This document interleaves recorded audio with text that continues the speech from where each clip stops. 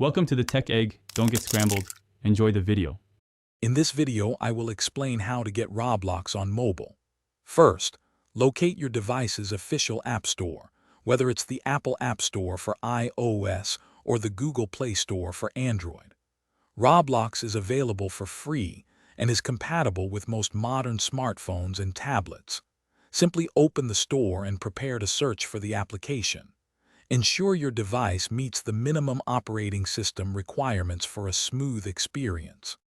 Once in your device's App Store, use the search bar to find Roblox.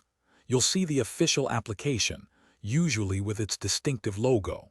Tap on the Get or Install button to begin the download process. The app typically requires about 200 megabytes of storage space, so ensure you have enough room. The download time will vary based on your internet connection speed. After the download and installation are complete, open the Roblox application from your home screen. If you already have a Roblox account, simply enter your username and password to log in.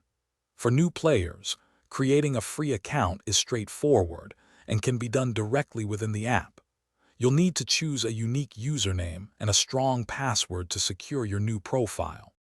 Congratulations, you're now ready to explore the vast world of Roblox. Once logged in, you can browse through millions of unique, user-created experiences.